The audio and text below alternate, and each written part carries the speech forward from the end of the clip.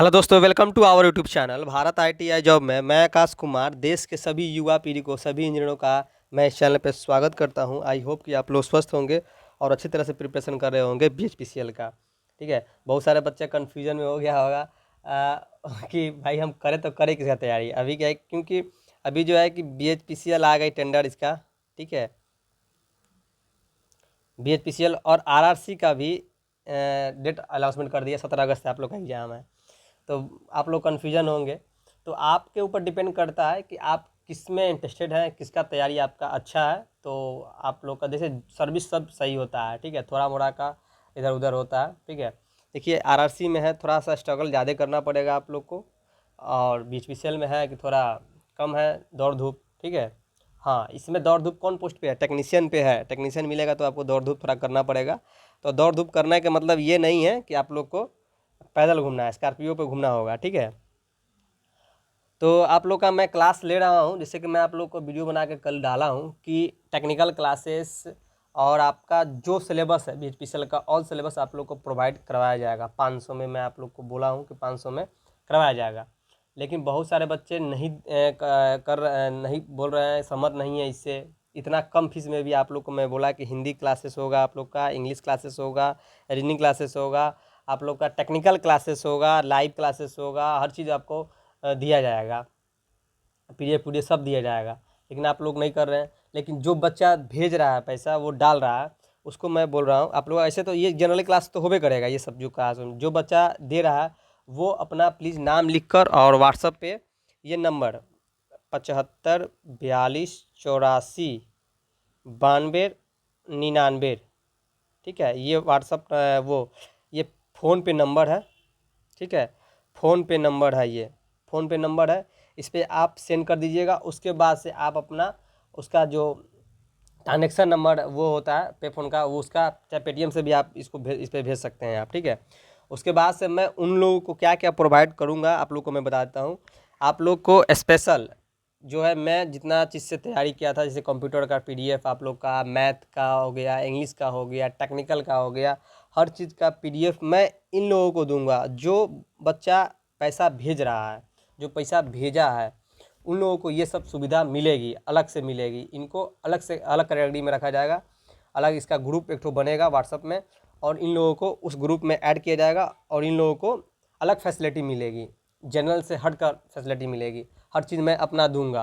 जैसे कि मैंने जो तैयारी किया था, मैथ, जीके, जीएस जो पढ़ा था, हिंदी, टेक्निकल क्वेश्चन, आपको हर चीज़ पीडीएफ निमी पैटर्न का मैं जितना भी वो है उसका मैं दूंगा, आप लोग का पीडीएफ दे दूंगा। ठीक है, तो हर चीज़ का पीडीएफ आप लोग को वहाँ पे मिल जाएगा। आपको कंप्यूटर का भी मिल जाएगा, हिंदी का भी मिल जाएगा, कंप्यूटर इंग्लिश जीके जीएस का भी, हर चीज़ का आप लोग का वहाँ पे मैं पीडीएफ अपलोड कर दूंगा। आप लोग का स्पेशल क्लास भी लूँगा। ठीक है, तो आज हम लोग बात करते हैं कि देखिए यहाँ पे क्वेश्चन है आप लोग का। तो देखिए मुद्दा पे आते हैं, सीधे आप क्लास पे आते हैं। ठीक है, पैसा भेजना है ना भेजना, नहीं भेजोगे यार 500 से कुछ होने वाला नहीं है।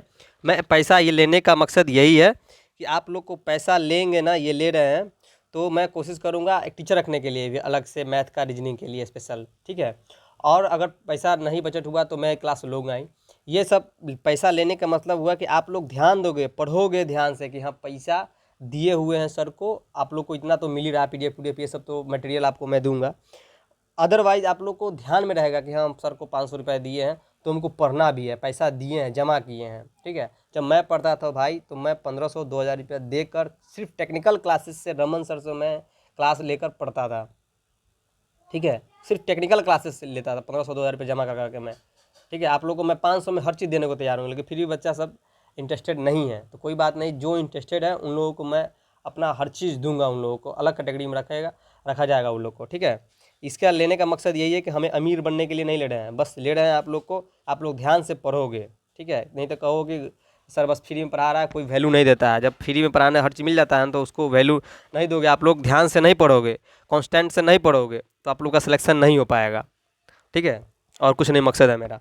आइए क्वेश्चन पे हम लोग बात करते हैं। ठीक है,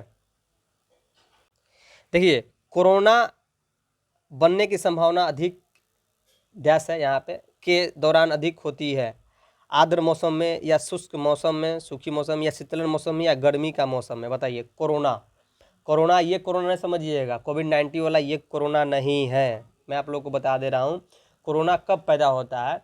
जब आप ट्रांसमिशन लाइन जब बिछाइएगा उसमें ये लाइन जैसे जा रहा है, ठीक है, बस बात को समझिए मैं कहना क्या चाहता हूँ, ठीक है, पहले ध्यानपूर्वक बात को समझिए। जैसे कि लाइन ये बिछाए हुए हैं आप, तो ये जो हमिंग होगा ना, इसमें जो लाइन जब बढ़ चलती है, ठीक है, तो इस लाइन में एक घनघनाहट सी उत्पन्न होती है, आवाज़ आती है, घन घन करती है, उसी को हम लोग कोरोना कहते हैं, ठीक है, कोरोना दोष कहते हैं, कोरोना प्रभाव उत्पन्न होता है, ठीक है। क्योंकि देखिए एक तो उसमें वो रहता है स्टील का, और उसमें सब एल्युमिनियम तार उस पर लपेटा रहता है, बहुत सारे 5-7 तो वायर होते हैं, ठीक है। इस उसका नाम होता है, वो अलग ही कंडक्टर मतलब होता है, ठीक है, उसका नाम याद नहीं आ रहा। तो उसी को हम लोग कहते हैं, क्या कहते हैं, आर्द्र मौसम में होता है, अधिक होता है, या शुष्क मौसम में, शीतल मौसम में, या गर्मी मौसम में। देखिए ये आर्द्र मौसम में होता है, याद रखिएगा, ठीक है। आइए आगे बात करते हैं। अपने से आप लोग क्वेश्चन कीजिए, कोशिश कीजिएगा मारने के लिए, अदरवाइज मैं तो इसमें उसमें उस क्वेश्चन दिया ही, उत्तर ही दिया गया है, ठीक है। ये सब PDF आप लोग को मिल जाएगा। आइए यहाँ पर देखिए दूसरा नंबर क्वेश्चन क्या बोल रहा है, एक तापक हीटर जिसके सूचना पट्टिका 250 वोल्ट है, 1000 वाट है, ठीक है, तो तापक तंतु 500 सेंटीग्रेड है, तो अंकित है, तो 230 वोल्ट आपूर्ति का संयोजन किया गया है, तो तापक को क्या क्या होगा, निर्गत होगा, आउटपुट वही रहेगी, या तापक, यहाँ पे बोल रहा है, या तापक के तापक तंतु की चमक धीमी होगी, या अधिक धारा के कारण चमक तेजी होगी, या दक्षता बढ़ जाएगी। बताइए क्या होगा, इसका जवाब दीजिए, क्या होगा।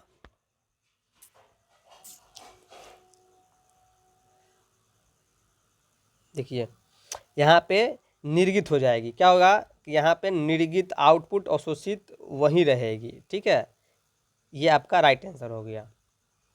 देखिए 3 नंबर क्वेश्चन देखिए,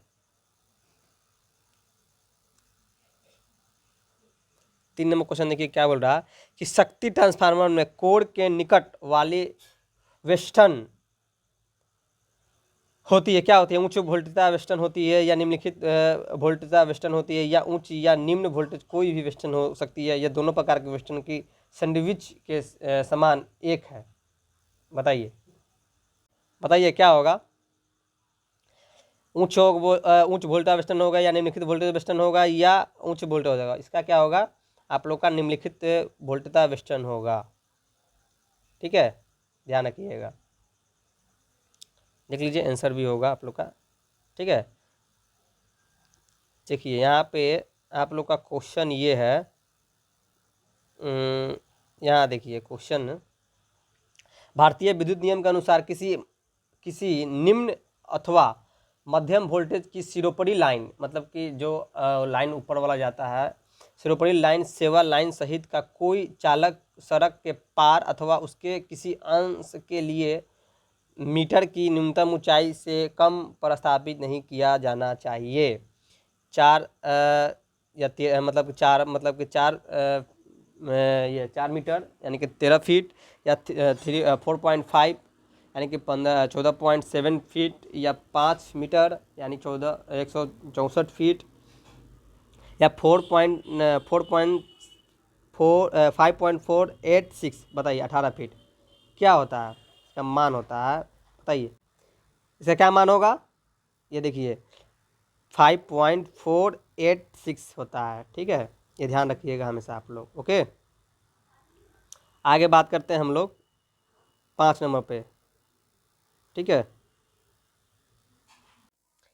5 नंबर क्वेश्चन देखो, भारतीय विद्युत नियम के अनुसार किसी सेवा लाइन को टैप नहीं किया जाना चाहिए, मध्य विस्तर से, या आरंभ बिंदु से, या समापन बिंदु से, या अचालक के अचालक के निकट से, बोल रहा है कि अचालक के निकट से यानी उसके पास से, या मध्य से, या प्रारंभिक बिंदु से, मतलब कि जहाँ से आप जैसे कि सेवा टेप कर रहे हैं, मतलब लाइन को खींच रहे हैं, तो बोल रहा है कि कहाँ से आपको नहीं करना चाहिए, अनलीगल है, विद्युत सेवा के लाइन को टेप नहीं किया जाना चाहिए, ये नियम के विरुद्ध है।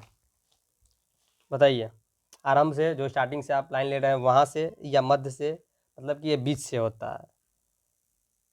ठीक है, या समापन बिंदु से यानी कि लास्ट वाला वहाँ से, या अचालक के निकट से। बताइए इसका आंसर क्या होगा? इसका आंसर होगा आप लोग का मध्य विस्तार से। कहाँ है मध्य विस्तार? कहाँ है? ये फर्स्ट वाला है ना, ए। मध्य विस्तार से कभी नहीं आप ले सकते हैं, ये नियम के विरुद्ध है। ओके, देख लीजिए आंसर भी होगा आप लोग का मध्य विस्तार। देखिए 6 नंबर क्वेश्चन यहाँ पे क्या बोल रहा है आप लोग से, विद्युत रंजक मतलब कि इलेक्ट्रोप्लेटिंग में धनात्मक इलेक्ट्रोड कहलाता है। बताइए, ये तो बहुत इजीली क्वेश्चन है, बहुआ क्वेश्चन है, तुम लोग नहीं मारेगा तो यार व्यर्थ है तुम लोगों को तैयारी करना। देखो क्या है, कैथोड, समापक सिरा यानी कि टर्मिनल, एनोड या आयन टेप। बताओ इलेक्ट्रोप्लेटिंग के धनात्मक को किसको कहा जाता है? देखो धनात्मक ऋणात्मक दो होता है ना, एनोड कैथोड से बोलते हो। तो धनात्मक किसे बोलते हैं? ये एनोड को बोला जाता है। ओके, एनोड को। कैथोड किसे बोला जाता है? कैथोड आ जाएगा ये निगेटिव में आ जाता है, ये प्लस में आता है। ओके, आप लोग को राइट क्या हो गया? सी। ठीक है, और यहाँ पर देखिए 7 नंबर क्वेश्चन देखिए यहाँ पे नोट भी दिया गया। आप लोग पहले अपने से मारना, ठीक है, उसके बाद से हम तो है ये है। देखिए यहाँ पे बोला पिजरी प्रेरण मोटर, मतलब स्क्वायरल केज इंडक्शन मोटर का, इसी को पिजरा बोला जाता है, पिजरा मोटर बोलता है लोग जनरली भाषा में। जब आओगे इसको पिजरा मोटर बोलेगा। स्क्वायरल केज को, इसका क्यों स्क्वायरल केज नाम रखा है? देखो इसका बैंडिंग जो होता है ना स्क्वायरल टाइप में होता है। जैसे कि समझो, जैसे कि ये मोटर है, ठीक है, ये ले लिया मोटर, इसमें जो बैंडिंग होता है ना तिरछा तिरछा टाइप में होता है इसका। ठीक है, इसमें जो खाचे कटे होते हैं तिरछा टाइप में होता है, गिलहरी टाइप के टाइप में होता है। ठीक है, तो इसका आंसर बताइए क्या होगा? निम्न प्रारंभिक धारा निम्न प्रारंभिक पीएफ, या निम्न प्रारंभिक धारा उच्च प्रारंभिक पीएफ, या उच्च प्रारंभिक धारा उच्च प्रारंभिक पीएफ, या उच्च प्रारंभिक धारा निम्न प्रारंभिक पीएफ। बताइए साथ का क्या होगा? उच्च प्रारंभिक धारा उच्च प्रारंभिक पीएफ। ठीक है, क्या होगा?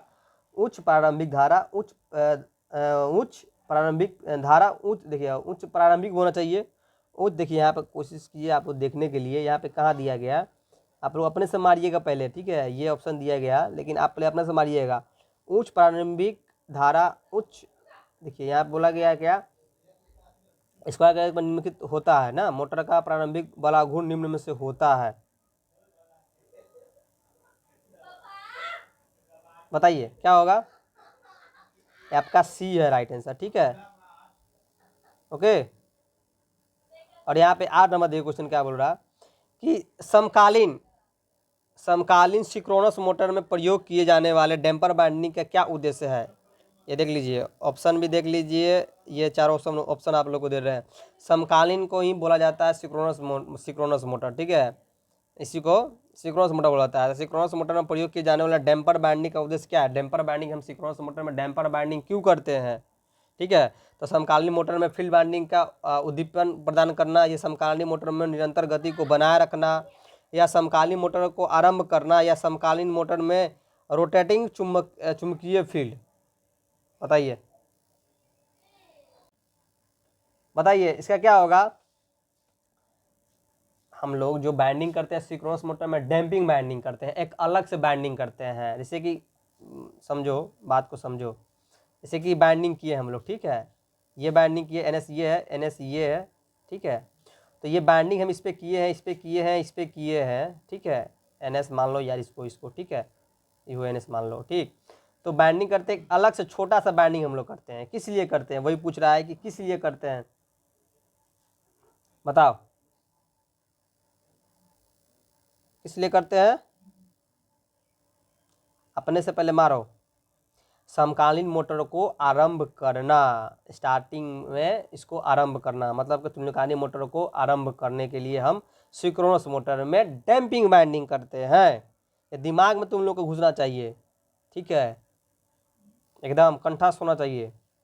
ये सी वाला राइट आंसर है आप लोग का। ठीक है, अब सुनो, देख लो सर जी हवाबाजी नहीं ना कर रहे हैं, देख लो समकालीन मोटर का आरंभ करना नहीं है। देखो 9 नंबर क्वेश्चन क्या बोल रहा है कि एक खुले परिपथ का प्रतिरोध कितना होता है? बताओ, खुला परिपथ है, ओपन सर्किट है, ओपन सर्किट में प्रतिरोध का रेजिस्टेंस का मान कितना होता है? शून्य होता है, 1 ओम से कम होता है, अनंत होता है, पहले से कम होता है। बताओ, पहले से कम मतलब कि जीरो से भी कम, जीरो से कम क्या होगा? 1 से कम। बताओ कितना होता है? ओपन सर्किट का प्रतिरोध कितना होता है? हमेशा ध्यान रखना, ओपन सर्किट का कहने का है, देखिए कोई भी ओपन सर्किट है, यहाँ से कट गया ये, ठीक है, ओपन सर्किट है, खुला सर्किट है, तो आप लोग का अनंत होगा, ठीक है, ध्यान रखना, यही सब क्वेश्चन फंसता है। देखो 10 नंबर क्वेश्चन देखो, ये सब पीडीएफ आप लोग को मिल जाएगा, ठीक है। ओहो मिस हो गया।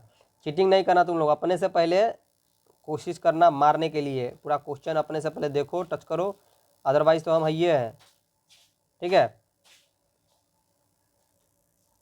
और यहाँ पर देखो, ट्रांसफार्मर प्रयुक्त कंजर्वेटर होता है। बताओ, ट्रांसफार्मर में जो हम कंजर्वेटर का यूज करते हैं, तो तेल टैंक के ऊपर स्थापित या वायु रुद्ध धात्विक ड्रम, या तेल टैंक के नीचे स्थापित वायु रुद्ध धात्विक ड्रम, ये तो नीचे वाला तो बातें छोड़ो, ठीक है। बताओ, या अति भार ओवरलोड बचाव युक्त, या उपरोक्त में से कोई नहीं। बताओ, देखो धैर्यपूर्वक आप लोग क्लास लो, और देखो क्लास लंबा लंबा चलेगा, क्योंकि आप लोग के पास अब टाइम बहुत, उल्टा गिनती चालू कर दो आप लोग, ठीक है, तो हड़बड़ाना नहीं, तो देखो बात को समझो और अच्छी तरह से मारो। कंजर्वेटर क्या होता है? कंजर्वेटर आप लोग को पता है, कंजर्वेटर ट्रांसफार्मर के ऊपर लगा होता है, मेन टैंक के जस्ट ऊपर लगा होता है, ठीक है। ये किस लिए लगा होता है, लगाया जाता है, किस लिए लगा होता है कि हम लोग मुख्य टैंक को सपोर्टिंग करने के लिए, कोई भी दिक्कत हो रहा है उसको, तेल में कमी हो गया या बेसी हो गया तो वो एडॉप्ट कर लेता है, ज़्यादा होगा तो वो कम करता है, कमी होगा तो उसको क्षतिपूर्ति को करता है, मतलब कि समझो कि असिस्टेंट के तौर पर उसको रखा जाता है और स्थापित किया जाता है, ठीक है। तो क्या यहाँ पर ऑप्शन देखो, तेल टैंक के ऊपर स्थापित विरुद्ध धात्विक ड्रम, ठीक है, क्या बोल रहा है कि तेल टैंक के ऊपर स्थापित वायु धात्विक ड्रम, कौन हो गया आपका? है देखो यहाँ पे आपको सीधे है यार, धात्विक ड्रम के मतलब समझ रहा है ना, ये आयरन का ही होता है, जैसे कि ट्रांसफार्मर लोहा का है, तो ये क्या कंजर्वेटर हुआ, क्या टीना का लगा देगा, और क्या प्लास्टिक लगा देगा? वो भी रहता है वायु रुद्ध धात्विक, मतलब कि वायु से मुक्त, एकदम पैकिंग रहता है अच्छी तरह से, ठीक है। जैसे कि बताते हैं, देखो ये ट्रांसफार्मर है, इसके ऊपर यहाँ पे कंजर्वेटर लगा होता है, देखो बता रहे हैं तुम लोग को, 1 मिनट। देखो यहाँ पे छोटा सा एक ड्रम यहाँ पे लगा होता है, यहाँ पे बगल में एक्सप्लोजन वेंट लगा होता है, ठीक है।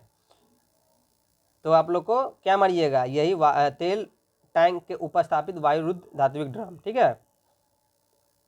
देख लो, ऑप्शन भी देख लेना यार, पहले अपने से मारना पहले सब, ठीक है। यहाँ पर देखो क्वेश्चन 11 नंबर क्या बोल रहा है हीरो साहब, थोड़ा सा जूम कर देते हैं, देखो 11 नंबर क्वेश्चन को पढ़ो। देखो, एक संधारित प्रारंभ प्रेरण चाल एकल फेज मोटर के संधारित को तुल्य प्रतिघात मान के प्रेरित इंडक्शन मोटर के प्रतिस्थापित कर दिया जाता है, यदि मोटर को आपूर्ति से जोड़ दिया जाए तो वह क्या होगा? बताओ, क्या बोल रहा है, बहुत मस्त क्वेश्चन है, बताओ। विपरीत दिशा में चलेगी या भार पर चालू नहीं होगी, या निम्न धारा आहरित करते हुए निम्न वाला घूर्ण पर चलेगी, या चालू हो जाएगी लेकिन भार नहीं लेगी? बताओ बताओ बताओ, यही सब क्वेश्चन आता है। क्वेश्चन का लेवल देखो पहले, तुम लोग बोलते हो ना क्वेश्चन का लेवल देखो, आज जो प्रीवियस क्वेश्चन मरवाए वो भी देख लेना जाकर, कहेगा तो फिर से मरवा देंगे हम, और वो सब पीडीएफ तुम लोग को मिलेगा, ठीक है। जो भी क्लास जो पीडीएफ है, जो बीपीसीएल का पीडीएफ है, वो सब पीडीएफ आप लोग को प्रोवाइड करवाया जाएगा मात्र 500 में। आप लोग का निमी पैटर्न का 500 में, रामबान बुक का आप लोग का लाइव क्लास से पहले आपका हिंदी इंग्लिश इसे सब चीज़ मिलेगा आप लोग को 500 में, मैं दे रहा हूँ। इतना कम में यूट्यूब पे कोई अभी पैदा नहीं लिया है, इतना कम में दे कोई टीचर हो, ठीक है। आप लोग को मैं ये सब प्रोवाइड करवाऊँगा, बस आप लोग सपोर्ट करोगे तो। अब मैं ये कर रहा हूँ आप लोग के लिए ही, ताकि आप लोग पढ़ोगे, ये दोगे ना तब पढ़ोगे, ध्यान से पढ़ोगे। क्या होगा इसका आंसर बताओ?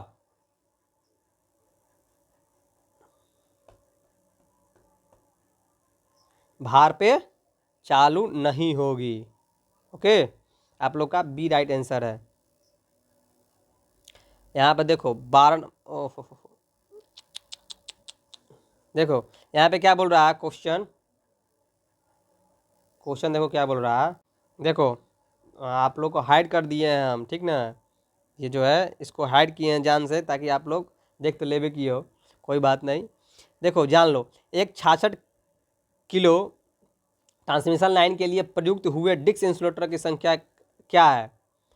66 किलोवाट ट्रांसमिशन लाइन जो ऊपर वाला सिरोपरी लाइन जो है वो जा रहा है, तो उसमें डिस्क इंसुलेटर की संख्या कितना होता है, बताओ कितना होता है।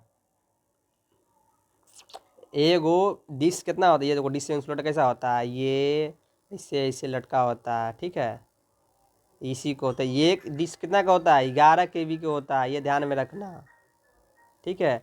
पिन इंसुलेटर कितना का होता है, पिन इंसुलेटर 11 kV से कम के लिए पिन इंसुलेटर का यूज किया जाता है, ठीक है। सस्पेंशन इंसुलेटर, डिस्क इंसुलेटर, ये सब हायर ट्रांसमिशन लाइन उनके लिए यूज किया जाता है, ठीक है। तो क्या होगा, 6 होगा राइट आंसर आपका, ठीक है। देखो हटाते हैं, देख लेना तुम लोग भी, देखो 6 है ना, खुश हो जाओ। हाँ हाँ हाँ, यहाँ देखो सिंक्रोनस मोटर के भी कर्व के मध्य संबंध प्रकट करते हैं एक्साइटेशंस करंट और बैक विभव बल, या फील्ड करंट और पावर फैक्टर, या डीसी फील्ड करंट और सप्लाई वोल्टेज, या प्रयोग में से कोई नहीं। उत्तर डीसी, बताओ क्या है तेरा का, बताओ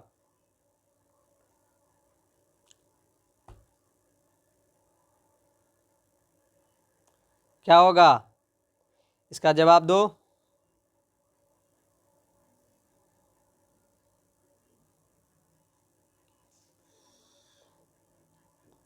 बताओ जल्दी जल्दी बताओ, जल्दी जल्दी जल्दी जल्दी बताओ दम।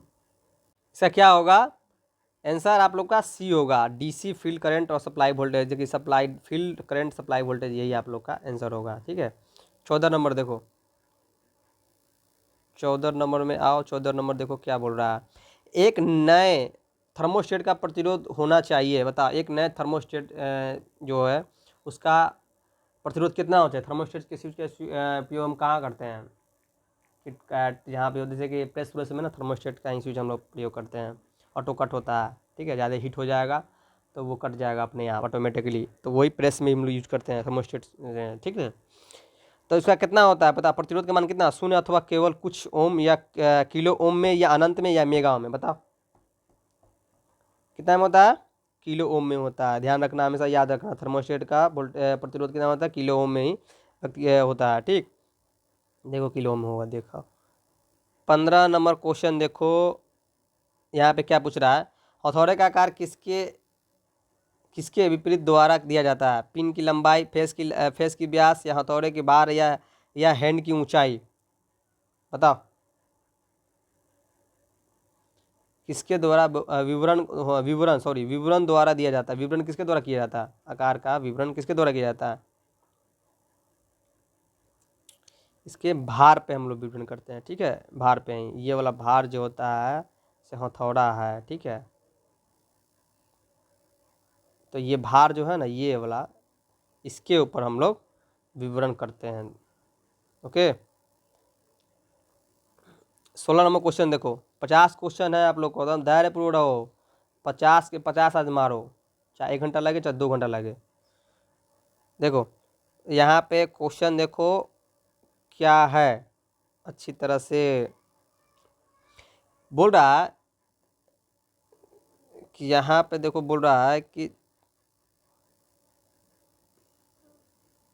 1 मिनट, हाँ, क्षतिपूरक मतलब क्षतिपूरक मतलब वेस्टर्न मतलब कंपनसेटिंग बाइंडिंग का कार्य क्या है, बताइए। उदासीन करना, या दिक परिवर्तन मतलब कम्यूटेशन के फ्लक्स में उत्पादित प्रतिघात को वोल्टता, या आर्मेचर प्रतिघात के पार चुंबकीय प्रभाव मतलब cross magnetic effect, magnetic effect, या आर्मेचर प्रतिक्रिया के चुंबकन प्रभाव, या मतलब कि ये मैग्नेटिज इफेक्ट, या उपरोक्त सभी, बताओ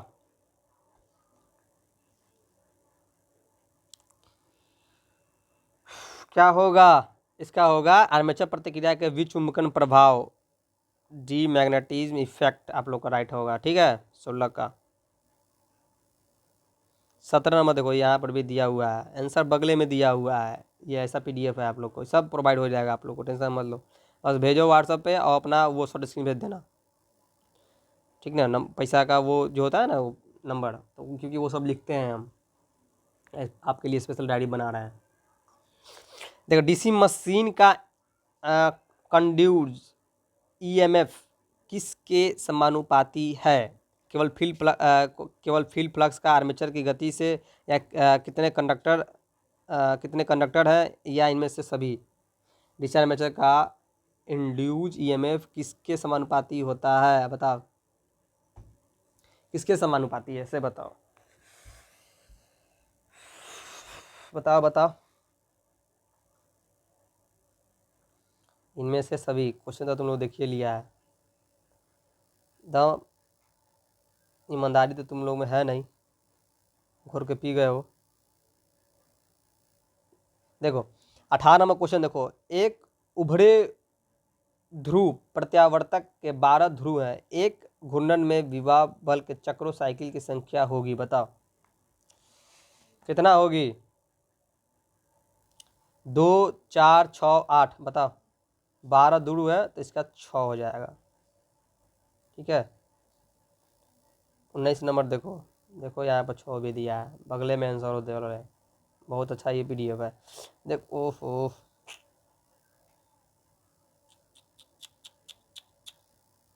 एक मिनट एक मिनट एक मिनट एक मिनट एक मिनट, हड़बड़ाना नहीं, एक मिनट एक मिनट एक minute.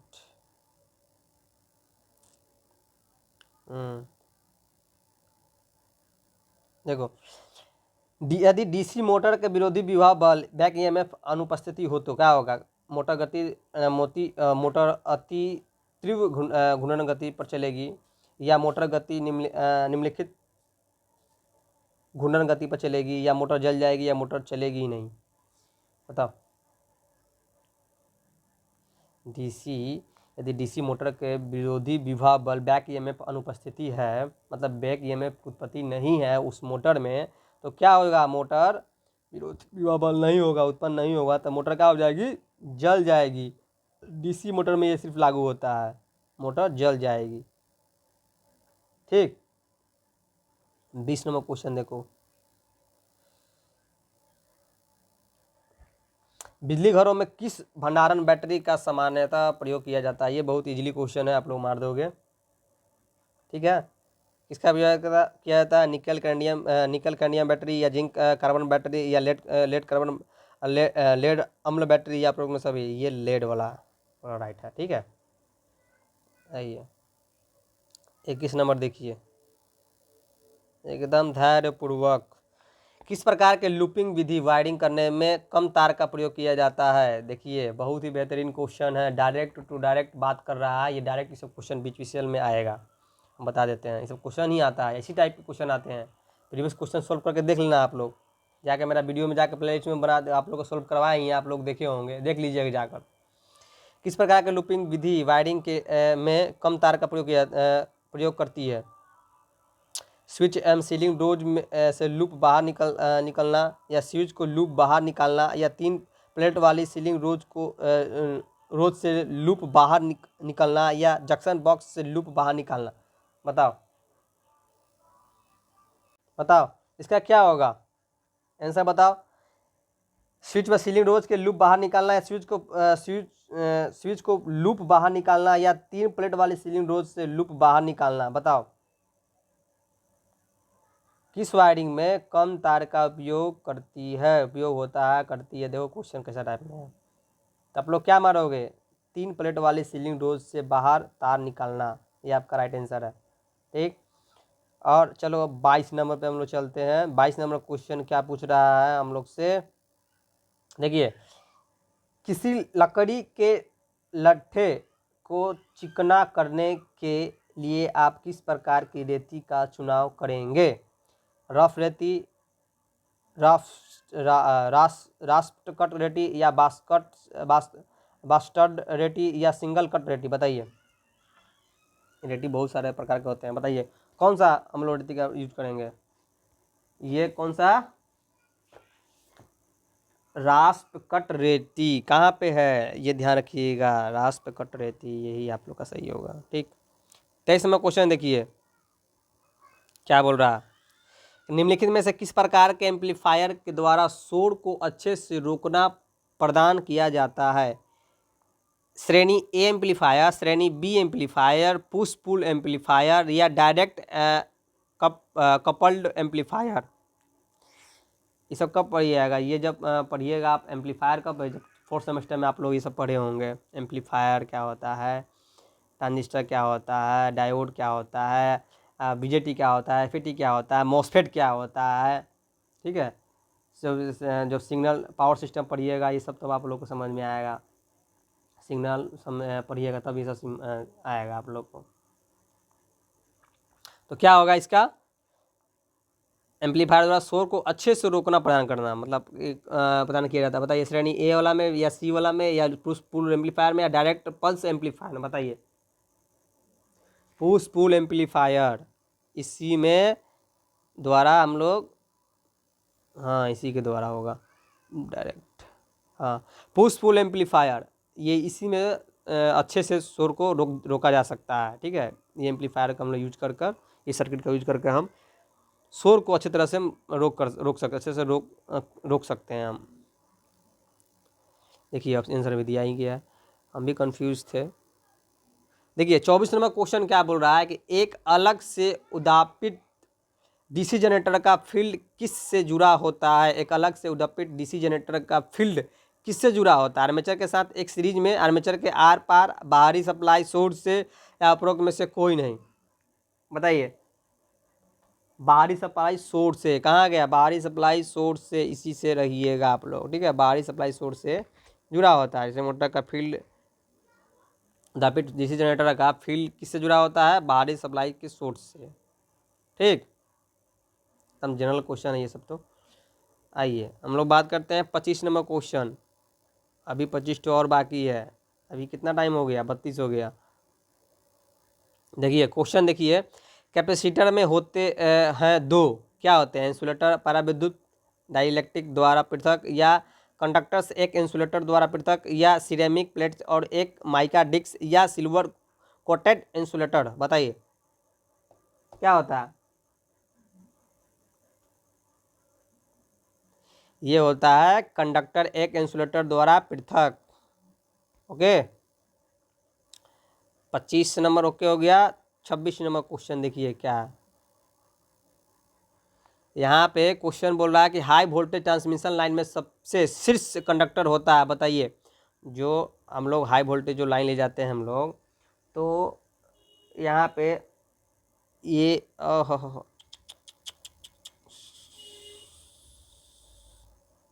High voltage transmission line में सबसे शीर्ष कंडक्टर होता है। बताइए, आप लोग आंसर वो दिखा दिए, चलिए समझ लीजिए। देखिए RYB होता है, जाता है ना, RYB, जब आइएगा आप लोग तब पता चल जाएगा, अच्छी तरह से समझिएगा। तो बताइए ट्रांसमिशन लाइन में सबसे शीर्ष पे ऊपर वाला में क्या होता है, यहाँ पे एक ठो अलग से तार जाता है। ठीक ना, इस सबको प्रोटेक्शन के लिए, ये तीनों तारों को प्रोटेक्शन के लिए अर्थ कंडक्टर को हम लोग ले जाते हैं। ठीक है, देखिए ऑप्शन में यहाँ पे दिया हुआ, यहाँ पे देखिए क्या है, आप लोग से पूछा 17 नंबर, खोई है, खोई है क्या है, एक तार का कोयला, एक तार का कोयला है, या लकड़ी आदि वाला ईंधन है, या गन्ने का रेशे वाला भाग जो रस निकालने के बाद बच जाता है, या धान का एक तरह का पुआल है। बताइए खोई क्या है, क्या है, गन्ने का रेस वाला भाग, यही आप लोग का राइट है। ओके, आगे चलिए हम लोग बात करते हैं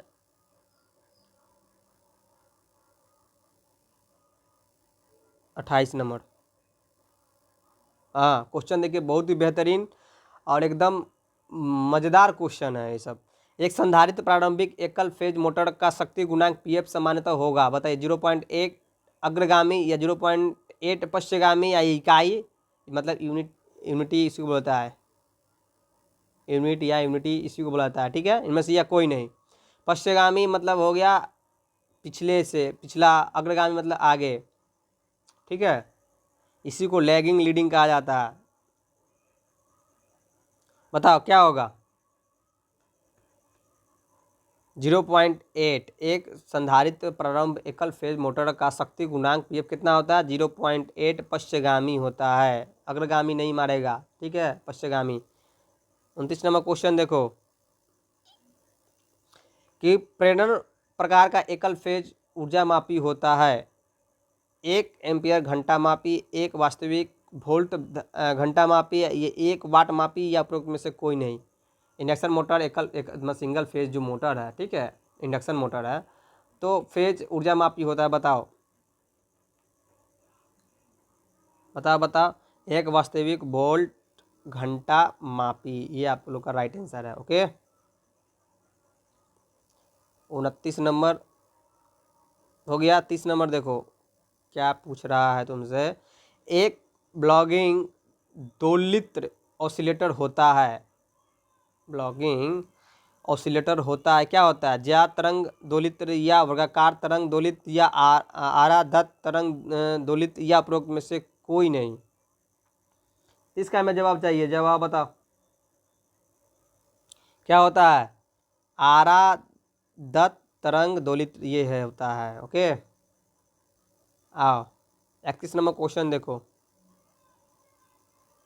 ओह, इंडक्टेंस का मात्रक क्या है, बताओ। ये तो बहुत इजीली क्वेश्चन है, तुम लोग बता देगा। बताओ। फैराड या ओम या महो या हेनरी, बताओ। हेनरी। 32 नंबर क्वेश्चन देखो। क्वेश्चन क्या बोल रहा है कि कुंडली का वह अंश जो स्टेटर कोड से बाहर रहता है, बताओ उसे क्या कहते हैं, क्या कहलाता है, सक्रिय प्रसव या निष्क्रिय प्रसव या कुंडली तार या अनुपयोगी प्रसव, बताओ। बहुत ही बेहतरीन क्वेश्चन है। बोल रहा है स्टेटर कोड के बाहर, स्टेटर कोड के बाहर जो होता है उसे क्या कहते हैं हम लोग। 32 का जवाब दो। निष्क्रिय प्रसव होता है आप लोग का, यही आंसर मारिएगा आप लोग, देख लीजिए। 33 का क्वेश्चन देखो।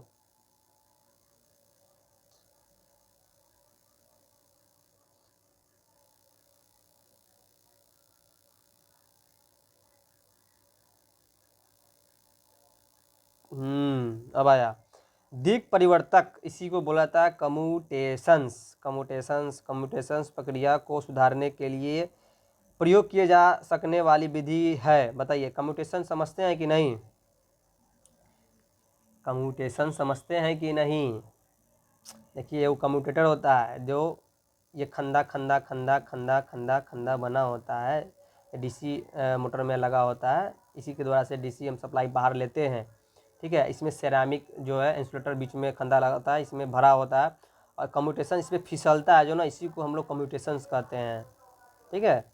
तो इसको सुधारने वाली विधि को क्या कहते हैं, ब्रश प्रतिरोधक बढ़ाना, यहाँ पर देखिए ऑप्शन में दिया गया, ब्रश प्रतिरोध बढ़ाना या दिक परिवर्तन में खंडों की संख्या घटाना।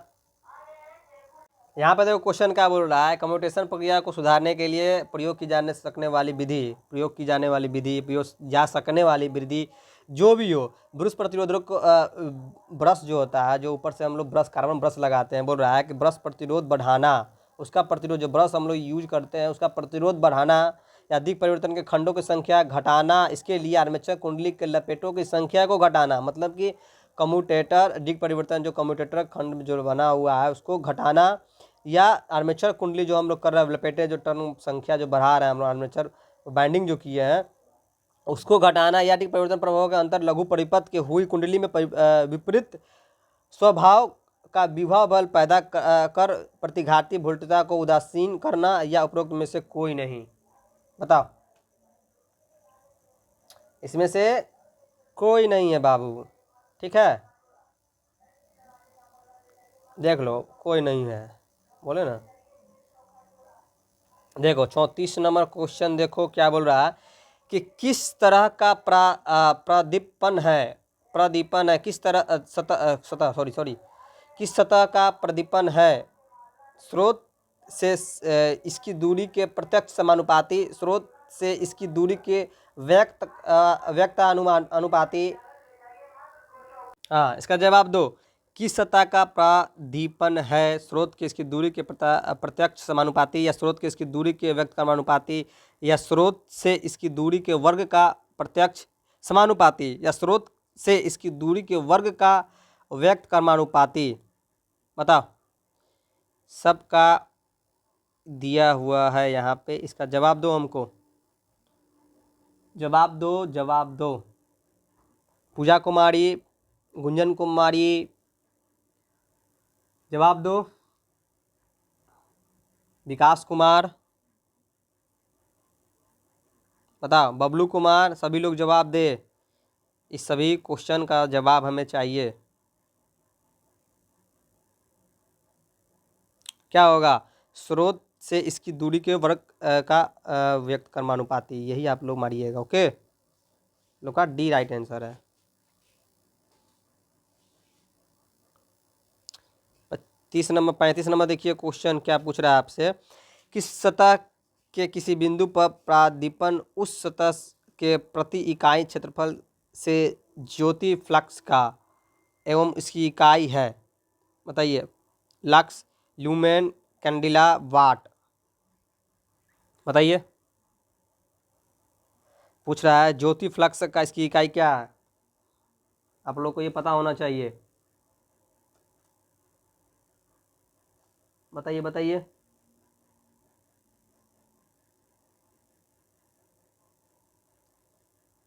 क्या होता है? क्या होता है? लक्स होता है। ज्योति फ्लक्स का होता है लक्स।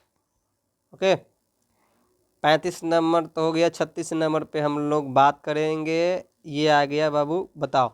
यदि कोई 3 फेज मोटर केवल 2 फेजेज पर चलती है तो यह एकल फेजेज कहलाता है। यह अनंतर कोई भार नहीं उठाएगी, जल जाएगी, 3 गुना गति से चलेगी या दक्षता से कार्य नहीं करेगी। बोल रहा है कि 3 फेज मोटर है, ठीक है, 2 फेजेस पर चलती है तो यह एक फेजिंग कहलाता है। यह क्या अंतर है?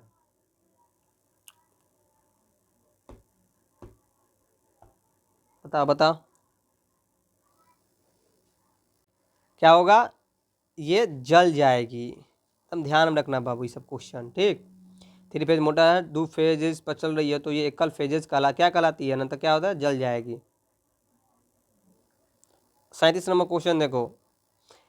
बहुमापी मतलब मल्टीमीटर में होता है। मल्टीमीटर देखा है ना? मल्टीमीटर में हर चीज़ हम लोग नाप सकते हैं, वोल्टेज, करंट।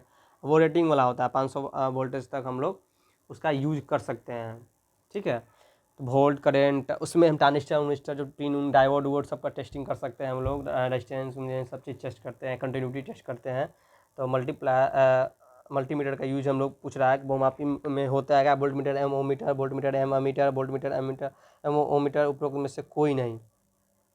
बताइए। बहुत ही इजी क्वेश्चन पूछ रहा है। क्या होता है उसमें? तो सब चीज़ लगा होता है यार, नहीं लगा होता है? वोल्टमीटर भी नाप सकते हैं, एमीटर भी, करंट भी नापते हैं हम लोग, ओमीटर भी लगा होता है उसमें हम लोग। इसमें क्या नाप सकते हैं? डायोड, ट्रांजिस्टर सब लगा के हम लोग नाप सकते हैं, ठीक है। CR, FET, एमोसफेट सब चीज़ लगा के हम लोग देख सकते हैं, उसमें यूज कर सकते हैं, ठीक है। और जैसे हम क्वेश्चन देखो क्या बोल रहा है यहाँ आपसे, क्या पूछ रहा है। एम्पलीफायर द्वारा प्राप्त की गई पावर के लाभ को आमतौर पर निम्नलिखित में से किस में व्यक्त किया जाता है? प्रतिशतता में, या संख्या में, या डेसिबल में, या वाट में?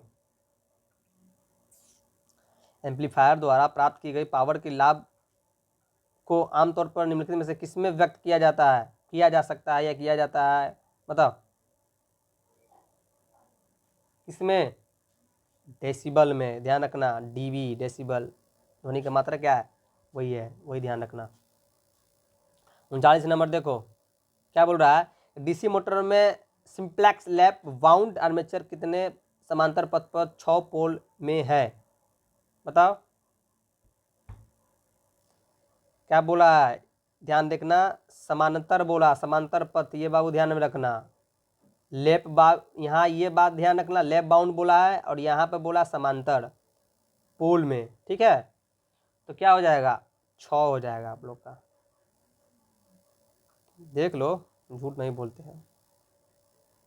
देखो यहाँ पे क्वेश्चन देखो, पूछा है आपसे कि जब नो लोड अवस्था में सामान्य एक्साइटेशन में चल रही है तो सिंक्रोनस मोटर द्वारा लिया गया आर्मेचर करंट क्या होगा।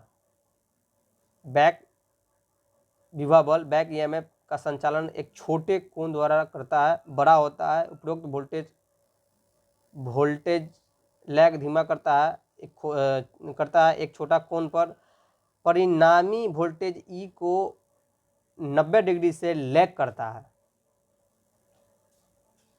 प्रयुक्त वोल्टेज वी को लैग धीमा करता है और एक छोटे कोण पर, ये बात ध्यान रखना, हमेशा यही मारेगा आप लोग, ठीक। 41 नंबर क्वेश्चन देखो बाबू, क्या पूछ रहा है कि एक छत का पंखा है, एक छत का पंखा धीमी गति पर घूर्णन करते हुए गर्म हो जाती है। जो जनरली पंखा होता है हम लोग का, जो छत वाला पंखा होता है, तो एक चलते चलते गर्म हो गई, तो बोल रही है कि धीमी देखो बोल रहा है एक छत का पंखा धीमी अति पर घूर्णन करते हुए गर्म हो जाती है, धीमी अति पर घूर्णन करते हुए गर्म हो जाती है। वह तृतीय चुने जो इसका जनक नहीं है। संधारित्र जल गया है या आपूर्ति लाइन के संयोजन का अंतरी विनिमय हो गया है या वेस्टर्न ध्रुव अथवा आसंत लघु परिपथ हो गई है। ये तो हो ही नहीं सकता है। वेडिंग घिस गई है और ब्लेड टेढ़े हो गई है, इससे क्या मतलब है यार, इसे काटो पहले। तो क्वेश्चन को हल्का सा ध्यान दो, ठीक है, अपने आप से तुम कट कुट सब कर देगा, अपने आप पे तुम ऑटोमेटिकली सब क्वेश्चन को टच कर देगा। क्या पूछ रहा है, एक छत का पंखा धीमी अति पर घूर्णन करते हुए गर्म हो जाती है, वह तर्क चुने जिसका जनक नहीं है, ठीक है। इसका क्या होगा, आपूर्ति लाइन के संयोजन अंत विनिमय हो गए हैं, आपूर्ति लाइन के संयोजन अंत विनिमय हो गए हैं, यही आप लोग का राइट होगा, ये मारिएगा, ओके, ये सब नहीं।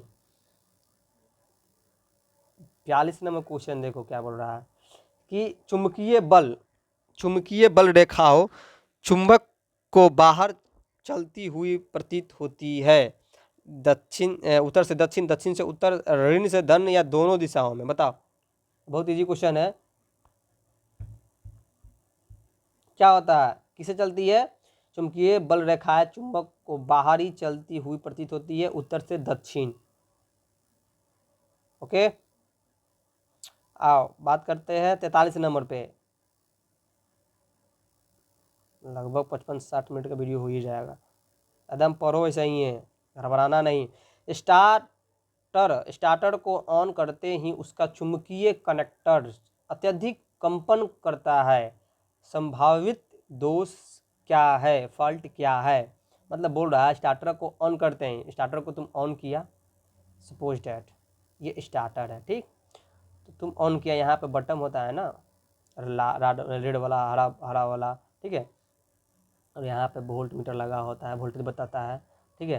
तो तुम यहाँ पे क्या किया, ऑन किया, ये मतलब ब्लू वाला दाबा तुम, ठीक, घर में होगा स्टार्टर, देखना ब्लू वाला दाबा, तो दाबा तुम तुरंत, तो इसको क्या होगा कि कनेक्टर अत्यधिक कंपन करने लगा। क्या बोल रहा है, अत्यधिक कनेक्टर, उसमें कनेक्टर यहाँ पर देखेगा, यहाँ पे कनेक्टर होता है 1 2 3 RYB होगा यहाँ से, ठीक है, ये मोटर में जाता है ये सब, ठीक है। तो ये बोल रहा है कि कनेक्टर क्या हो रहा है कि यहाँ पे अत्यधिक कंपन करता है, संभावित दुष्प्रभाव, इसमें चुंबकीय कनेक्टर, जो कनेक्टर लगा होता है इसमें, किट काट यहाँ पे कनेक्टर लगा होता है, ठीक है, खोल कर देखना ना कभी यार, उसमें लगा होता है ये सब कनेक्टर वनेक्टर लगा होता है। तो बोल रहा है कि दोष हो जाए, इसमें अत्यधिक कंपन करने लगता है, गन मतलब आवाज़ भी करने लगता है, अब घबराहट आवाज़ आने लगती है। निम्न वोल्टेज एवं एकल फेजिंग या उच्च वोल्टेज या संयोजन के बीच में धूल की उपस्थिति, उसमें बोला है कि धूल की घुस गया, या एकल फेज पहुंचा है, या उच्च वोल्टेज है, या संयोजन के बीच में धूल की उपस्थिति, या निम्न वोल्टेज एवं संयोजन के बीच में धूल, बोल रहा है कि संयोजन कनेक्टर के बीच में धूल पहुंच गया है, उसके कारण से हो रहा है। क्या बोल रहा है, क्या होगा इसमें, ये आवाज़ आ रहा है, किस लिए आ रहा है, बताओ। निम्न वोल्टता एवं वोल्टेज तो आ ही रहा है आपका, कम बेसी वो अलग की चीज़ हो गया। और संयोजनों के बीच धूल होना, मतलब कनेक्टर जो है लगा हुआ ये सब, उसमें धूल जम गया है, ठीक है। ये आप लोग राइट मानिएगा डी। बउआ की तरह तुम लोग को समझाते हैं यार। ओहो, बोलो, निम्नलिखित में से किस अनुप्रयोग में डीसी जरूरी होती है, विद्युत ऋणात्मक मोटर में, या विद्युत घरेलू उपकरण में, या मशीन थेरेपी मोटर में, या प्रदीपन में, बताओ। बता। डीसी मोटर का जरूरी किस में होता है, विद्युत ऋणात्मक मोटर में, यही मारेगा। ओके, ए। 44 नंबर हो गया। 45 नंबर क्वेश्चन देखो। ओ, रेती की लंबाई नापी जाती है किससे, छोर से कंधे तक, छोर से हिल तक, छोर से टैग तक, हिल से टैग तक, बताओ। कोई रेती है, मान लो ये रेती है, ठीक, ये नुकीला से है, ये टैग होता है, ठीक, ये हील होता है, यहाँ से शायद ये वाला होता है हील। तो बोल रहा है कि यहाँ पे किससे नापी जाती है, बताओ।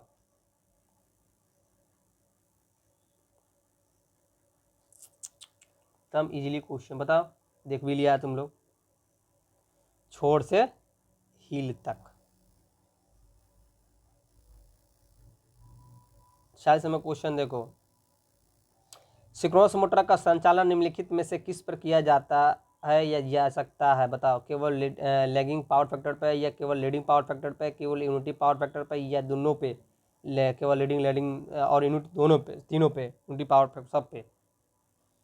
देखो यहाँ पे केवल लीडिंग, लैगिंग और यूनिटी पावर, बताओ। यही राइट आंसर होगा बाबू, ठीक है, देख लेना। देखो 47 नंबर क्वेश्चन देखो, बहुत ही लाजवाब क्वेश्चन। यहाँ पे बोल रहा है एएफ प्रबंधक में विरूपित निर्गत, ठीक है, डिस्ट्रॉयड आउटपुट के लिए निम्नलिखित में से, डिस्टॉर्टेड आउटपुट के लिए निम्नलिखित में से कौन सा कारण संभावित हो सकता है, खुला हुआ युग्मन संधारित्र, या खुला हुआ ऑन ऑफ स्विच, या अति उच्च निवेशी संकेत स्तर, या खुला हुआ उपमाक संधारित्र, बताओ। बस 3 क्वेश्चन है, इसको सॉल्व करो, यही होगा बाबू, सी वाला, अति उच्च निवेशी संकेत स्तर पर, ठीक। 38 नंबर क्वेश्चन देखो तुम लोग, तुम धैर्य पूर्वक देखो क्या बोल रहा है। किसी सिक्रोस्कोप का कार्य है, किसी सिक्रोस्कोप का कार्य क्या है, समतुल्य दो अल्टरनेटर के सही दृश्यता को इंगित करना, आने वाले अल्टरनेटर को बस बार के साथ जोड़ना, या आने वाले अल्टरनेटर की फ्रीक्वेंसी को समायोजित करना, आने वाले अल्टरनेटर को बस बार के सही, बताओ।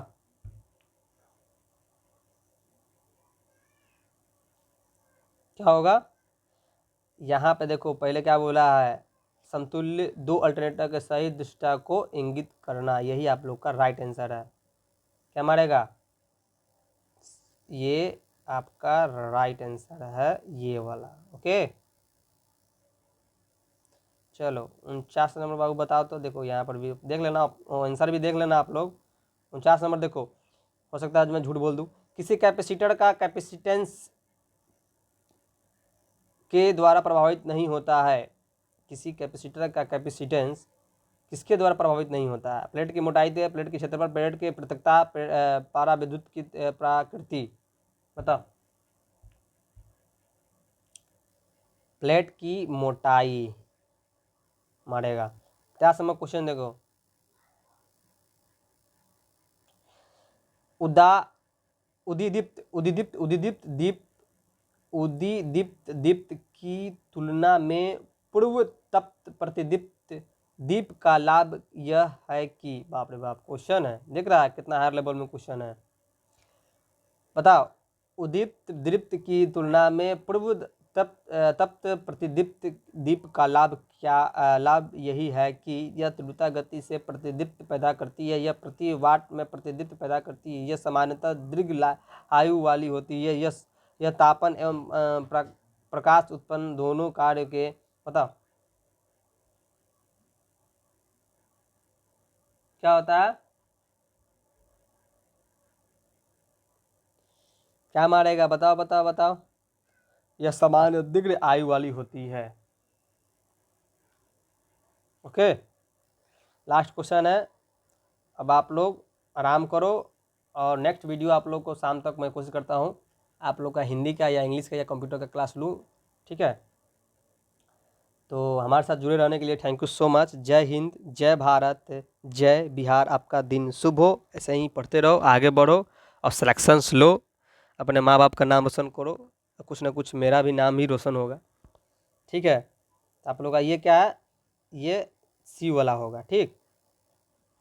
चलो, खुश रहो, आबाद रहो, तुम लोग पढ़ो मन लगाकर, ठीक।